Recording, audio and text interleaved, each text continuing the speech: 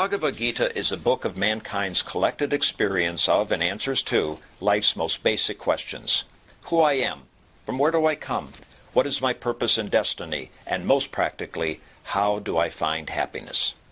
These podcasts originate in the lectures of Neil Bhatt, a disciple of Swami Chinmayananda.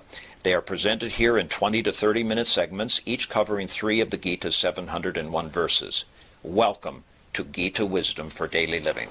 We had been discussing chapter 4, Gnana Karma Sannyasa Yoga, yoga of renouncing actions in knowledge.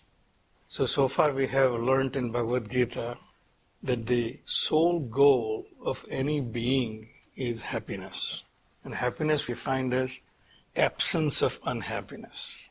As long as there is unhappiness somewhere, I cannot be happy. Cold is defined as absence of heat is cold.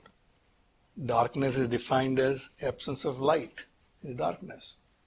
Happiness is defined by lack of unhappiness. So my true nature is actually happiness, but the infusion of unhappiness creates this state. In Shastra it called Kakadrasti. A crow is flying over a garden and everything else is beautiful underneath. But crow is not focusing on all the beautiful flowers. He is focused on the carcass which is lying in that garden. That's where he goes. So our Kakadrasti is, we don't focus on what is right in our life. We focus on what is wrong in our life. So we have to get out of this habit of seeing what is not right in my life. So what we try to do is keep searching for happiness rather than avoiding unhappiness. The search of happiness leads us to believe that my actions will get me to happiness. So we act in this world to achieve happiness. But these actions also lead me to unhappiness. There is no one in this life who really wants to become unhappy. And still we end up becoming unhappy by our own actions. So therefore we need to understand what the actions are all about. So the one thing we learned is, I can live without actions. Because actions is the very nature of my own being. One of the attributes of Prakriti is action, Rajas. So actions I cannot avoid, that's given. Now how can I avoid actions which give me unhappiness? Well, again, when I am performing actions, there is not a single action I perform because I want to be unhappy. Well, let me do something that makes me unhappy. Let's see how it feels like. There is no curiosity about unhappiness. But I still end up being unhappy. That's because I'm not understanding what actions are all about. So we learned in chapter 3 what actions are all about. The first thing we learned is Yagnarthat karmano anyatra lokoyam karma bandhanaha. All actions are binding if they are not performed for the yagna, common good. If I'm doing it for myself, they're binding. So now I am in a conundrum. I want to act because that's what's going to make me happy. But also I'm not confident that my actions will make me happy. So there got to be a way to get out of this conundrum of acting and reacting, and then acting again. So Bhagavan said, yes, there is a yoga. The yoga of knowledge. When the knowledge takes place that I am not the actor, you will be released from this bondage of actions. Because you are not performing the actions, you cannot be bound by it. So that is Gnana Karma Sannyasa Yoga. Yoga of renouncing actions in knowledge. When knowledge takes place that I am not the actor. Guna gunesu vartantaha iti matva na sajjate. We learned that in chapter 3. Qualities of my body, mind and intellect and qualities of rest of the universe. When they come in contact with each other, they react with each other. Hydrogen and oxygen, when they are two independently standing, there is no water. When they come together, they create water. We also work in this world the same way. By ourselves, we are not reacting to anything. As soon as we come in contact with another being or an object, we react. There was sometimes we had a good chemistry with him. What do you mean good chemistry? For no reason I like him. And with no reason I dislike him. Guna guneshu vartanta. I detect gunas in him or her. Maybe physical, mental, intellectual, something which I like. Something we find common, we like that. So therefore, these actions are all bound by gunas, but we consider it to be ours. So Bhagavan said that one who is understanding this, he will not be attached to the actions. Iti mattu anna sajjat, he doesn't get attached. But how do I get to that point that I don't get attached? I have to have knowledge who I am. So this chapter starts with Bhagavan said, I taught this yoga to Vivaswan. Then the Vivaswan taught to Manu. Then Manu taught to Ikshvaku. And thus, by lineage, the knowledge was passed on to generation. But now because a long time has passed, the knowledge is lost. Obviously, Arjuna's question, when was Vivaswan? And you are now telling me that you taught them. Vivaswan and Manu, from a genealogical point of view, we know that they are Krishna's ancestors. Vivaswan's son was Manu, who time of Pralaya saved his family and 7 rishis. And then Manu's descendants, Manu's son was Ikshvaku. So Vivaswan taught his son Manu, Manu taught his son Ikshvaku. And Ikshvaku we know is Rama's ancestor, who established the kingdom in Ayodhya. And somewhere about 36 generations Rama comes. Manu has 10 sons. One of them was the ancestor of Krishna. Somewhere in 60th generation, Krishna comes. So say, you are telling me that you are teaching all your ancestors, even if you don't consider Vivaswan as son. So then Bhagavan said, Bahuni me vyatitani janmani tavacha Arjuna. Tani aham veda sarvani. Natvam veda parantapa. This is not the only life that you and I know. Arjuna, you know me in this life as Krishna. But I have taken so many births before. And so did you. The only difference is I know them all. This is a very bold presentation of concept of reincarnation. It was not that it was not introduced before, it was introduced in chapter 2. Vasansi jirinani yatha vihaya navani gurunati naroparani. We have already seen that this self is immutable, imperishable. It just takes from one state of existence to another. Depending on, we know from our study of Bhagavad Gita, by karma actions. Our actions create experiences in this world. These experiences create tendencies. These tendencies create likes and dislikes and desires. And to fulfill those desires, we take a next state of existence. So my desire was to become a rock star, then obviously I learned music and then march on that path. But you see, we won't remember how we got here. But the one who is very aware of this transitory nature of things, he will remember all of them. All of us remember dreams, right? But I don't remember all my dreams. So let's assume that if I was so enlightened about keeping connected myself to my dream world, then I would know all my dreams. See, right now I'm only connected to my waking world and sporadically I'm connected to my dream world. So I remember some dreams here and there, but not all of them. Waking world, I think I remember everything. I think. Okay. I remember. Then somebody says, but Neil, you did this. No, I don't remember. You can ask Meena. I'll forget almost everything she says I did. She said, you did this. For some reason, women are very historical. They remember everything. From the day I met Meena till today, she remembers everything that I did not do right. And I don't remember any of that. But you remember what she didn't do right. No, I don't know. So we have very, what you call it, as a convenient memory. But at least I'm connected to the waking world. If I'm disconnected, then I will have to have psychiatric evaluation because I don't remember who I am and all the good stuff. If you imagine, as I'm connected to waking world, if I'm also connected to my dream world, then also my deep sleep, then I will remember everything. But for that, I have to be a third party, not involved in it. So assume that there is a recording device which is recording everything which is going in my brain. It will record everything. See, that's why when we see some of the recordings of our own childhood, we get fascinated. How can that be? Did I look like that?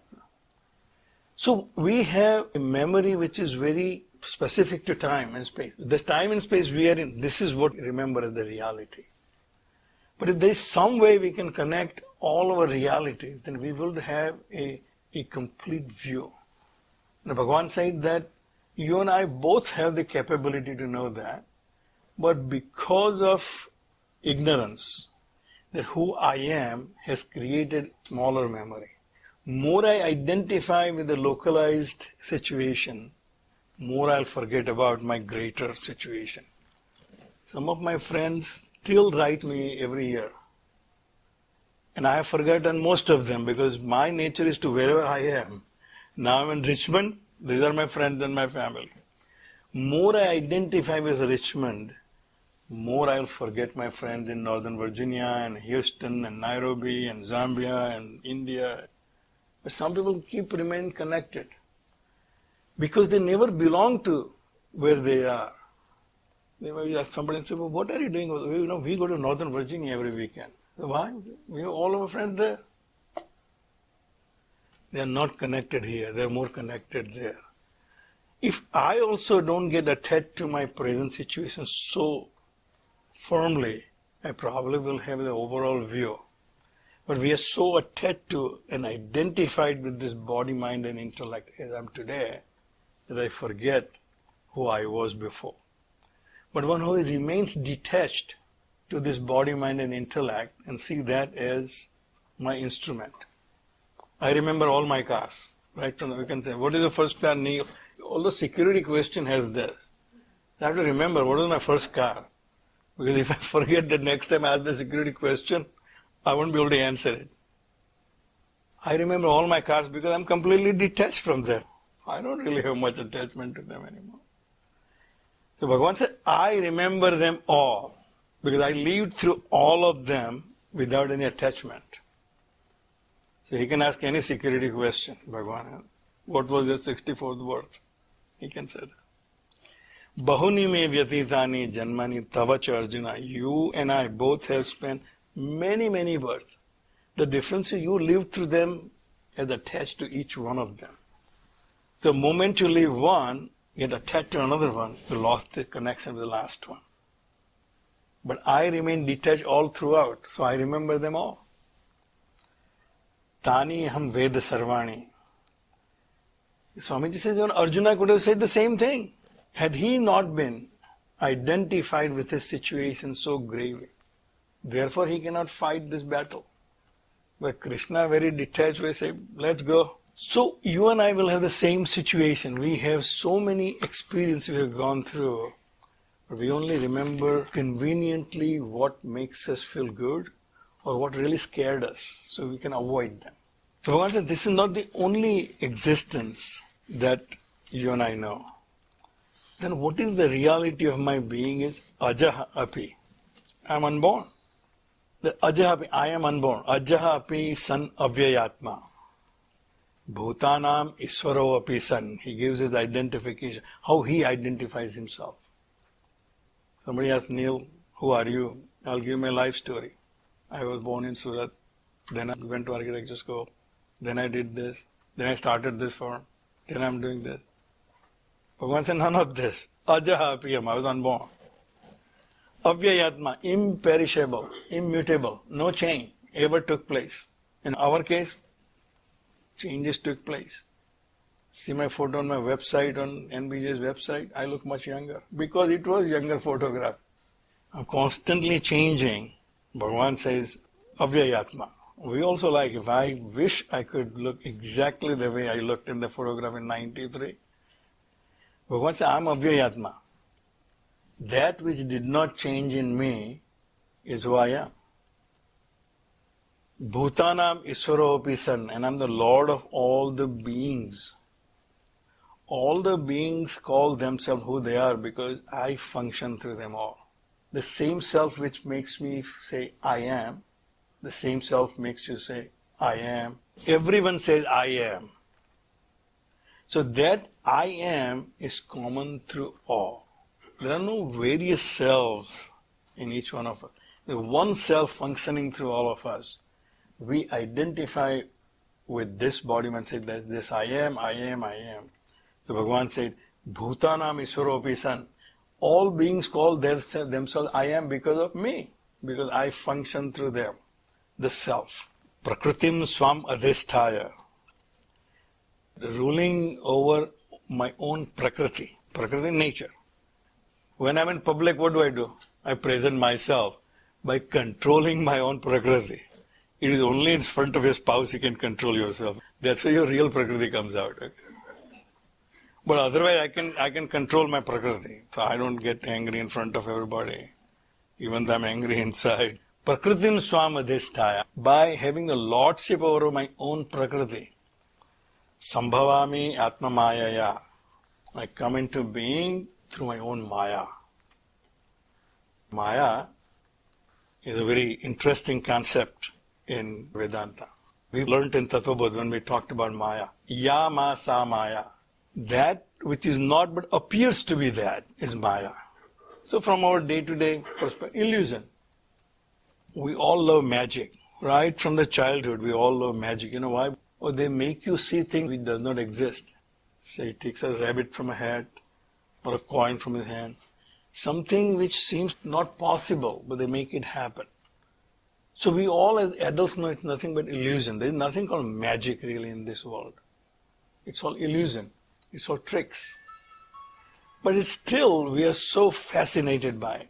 So when we see David Copperfield, he doesn't come anymore, so most of you don't probably know him, but I know him because he was a great magician when I came to this country. David Copperfield, he used to make this Statue of Liberty vanish. Now we get completely fascinated by what happened to the Statue of Liberty. Oh, he made it vanish. Well, if he can really do that, the whole United States Army will be after him, isn't it? But no, even President of the United States pretty happily watching in his home. Because we know it's nothing but an illusion. But we don't know how. But David Copperfield is in a complete control of his Maya. He knows what the illusion is. He makes that appear in front of you or vanishes in front of you. He is the Mayapati. And we are under the spell of Maya. So he's the magician. And we are just the spectators.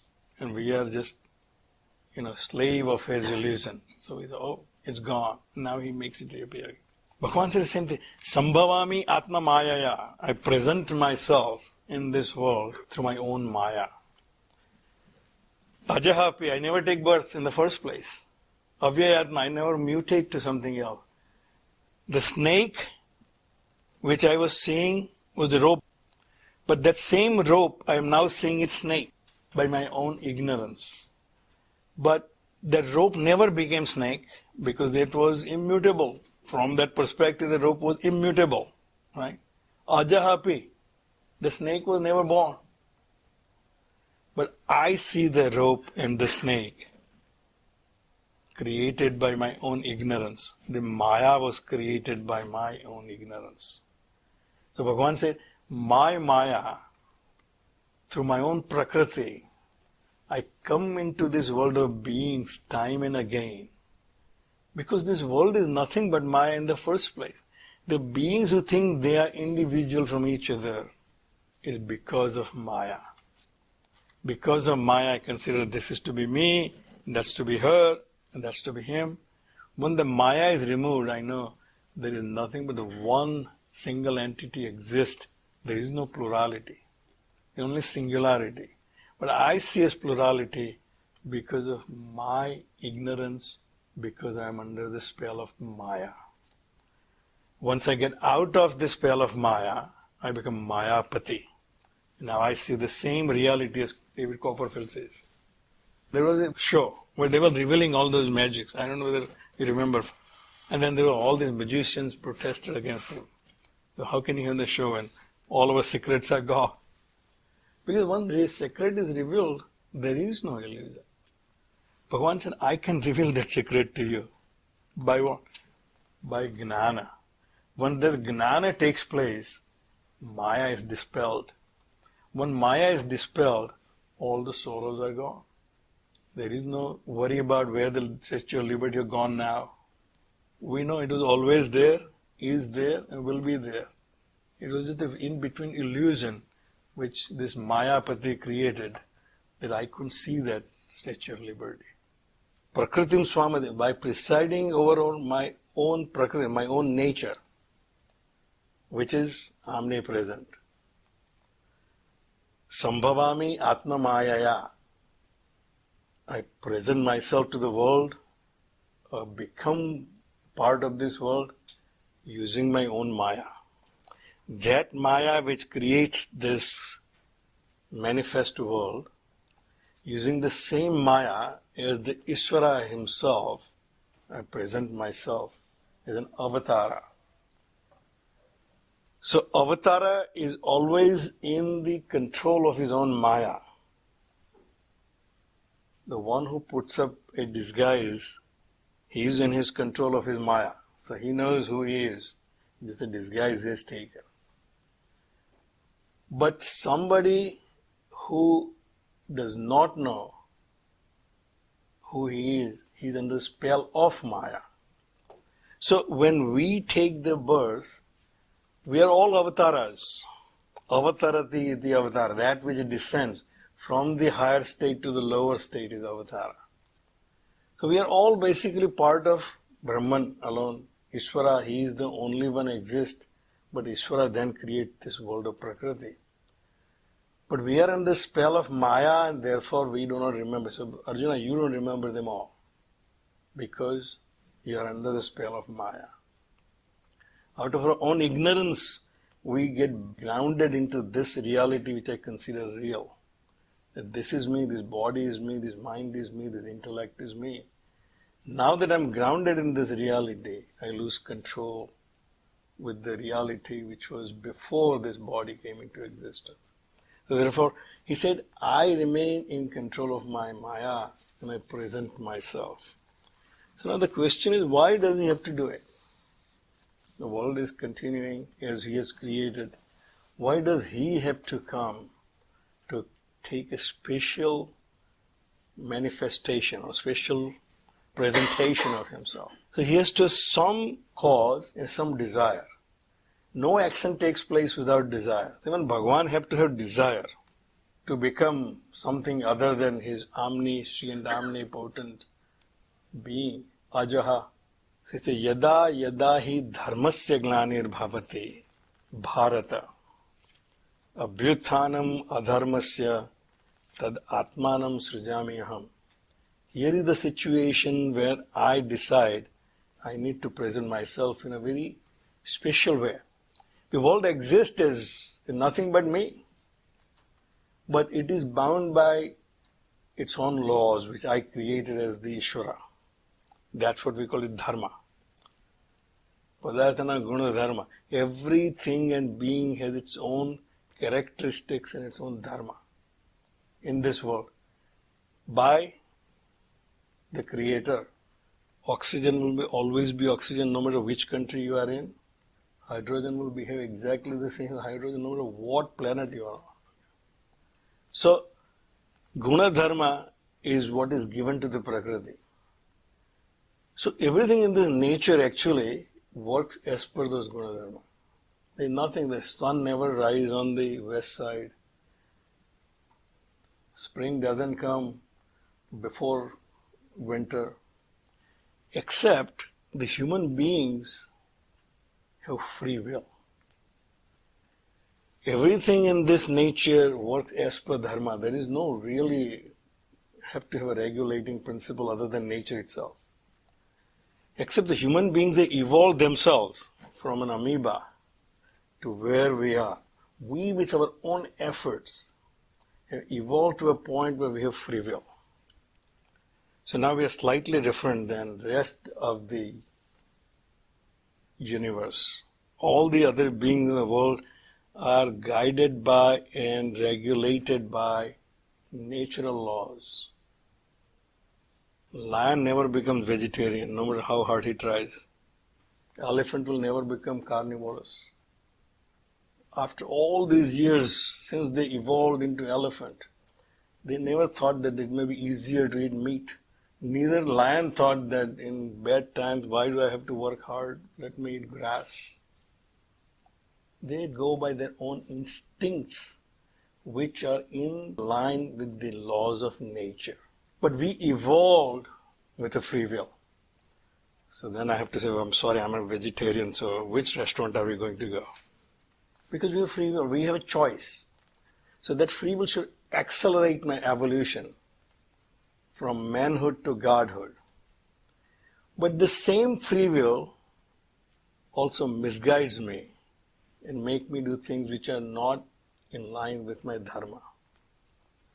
See, so when that happens, O Bharata, in this case Bharata is addressed to Arjuna, not the country Bharat, by the way. So, O Arjuna, when yada yada hi dharmasya glanir bhavati, by misusing my free will, I'm now acting in complete contradiction to what my dharma should be.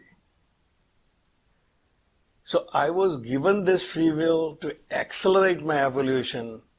I'm using it to devolve myself from where I have come. Abhyutthanam adharmasya. More and more people in the society acting in contrary to their dharma, so the rise of adharma. Everybody is cheating. If I don't cheat, I will not be the part of the mainstream. When you go to India, no matter how disciplined you are here, standing in line, there you go, no, bye, jaldi nahi to chadi jao bus ma, dhakka mukki, ahiya nahi chale, you know. So they will teach you and say, it won't work here that you're going to stand in line or going to give somebody a right. No, you have to be just like them. So now that I have started taking that as natural, that is the natural way to live. More and more people, they take that as a natural way to live. The community and the country goes into chaos. I was watching one of those internet videos people post. I think it's phenomenal. If you watch all those videos, your lifetime will go into that, you know. But once in a while, I end up clicking on one. The one about the ambulances. That how the ambulances are treated in a traffic in a foreign country, and it just literally say foreign country. And then say, right. And then how it is treated in India. That the ambulance guy will constantly, have the siren going and all that, but makes no effect on the guy ahead of him. And I have personal experience because I was taking my mother and all the people who got injured from Ambaji to Surat. They have no effect of what the ambulance does. Because the guy who is in front of you, he thinks that that's a way of life, Ambulance always blare their horn. That doesn't mean that I have to move out of my way. Now here we hear that and we panic and move on to the one side. Everybody moves on one side. There, because that's a way of life here. There the way of life is, that's okay. He will find his way. I need to continue what I'm doing. So when that happens, when adharma rises to a level that it becomes dharma, is natural to all beings, tat atmanam srujami aham, then I as the moderating principle present myself as an avatara. So any time when something is not in line with its true nature, then it will be moderated by the laws of nature. That's why the water seeks its own level. If I put water in a container which is not large enough, then it will flow out. So Bhagavan said that as the omnipresent Lord, my own prakriti, when it is violated by the beings of the prakriti, I present myself as the redeemer, the realigning principle. As a person, as an element, as an event, I come and set things right. With that, we'll stop here. If you find this podcast helpful, please support it by donating any amount by going to the episode's website at neilbhatt.podbean.com or at chinmayarichmond.org. Thank you. Om Sarve Bhavantu Sukhina Sarve Santu Niramayaha Sarve Bhadrani Pashyantu Ma Kaschid Dukkha Bhag Bhave. Om Shanti Shanti Shanti. Hari Om. Shri Gurubhyo Namaha. Hari Om.